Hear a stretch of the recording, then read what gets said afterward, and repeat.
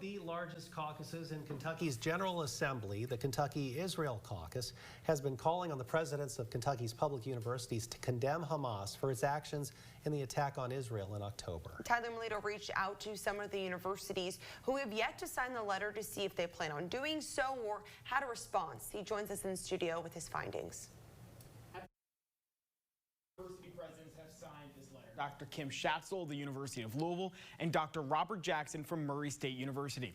I reached out to the presidents of Eastern Kentucky University, Morehead State University, and the University of Kentucky for comment, and here were the responses I got.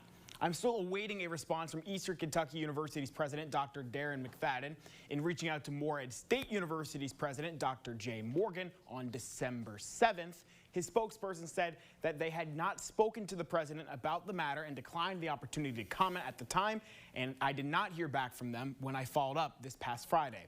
Then you have the University of Kentucky and its president, Dr. Eli Capilouto. Although I was denied the opportunity to speak with him directly, University spokesperson Jay Blanton offered the following statement on December 4th, saying, quote, "The university has not made an institutional statement and doesn't generally do so for geopolitical and international issues unless UK is directly involved." The quote will go on to say, "Our role here is twofold. We are ensuring that there is space for everyone in our campus community to have their voices heard, to engage in discourse, and to be safe in doing so," close quote.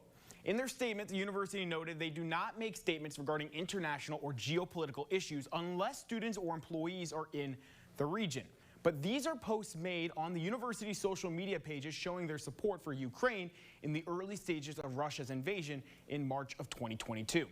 When I asked what made the two instances different between now and then, Blanton said since their response to the war in Ukraine, there has been a renewed sense of reflection about when to issue a statement and when not to do so, saying the way they can have the biggest impact is to create appropriate spaces for people to have their voices heard, to educate and ensure that the safety and well-being of everyone in their community is safeguarded. To that, member of the Kentucky Israel Caucus, Representative Daniel Grossberg of Louisville, had this to say.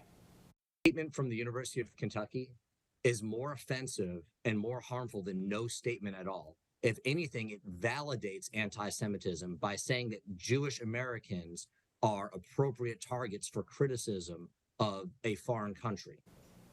During our conversation, Representative Grossberg indicated to me that action could be taken by the General Assembly against public universities who do not create an environment on campus that is safe for all Jewish and Muslim students included. We'll track those developments as they are made available.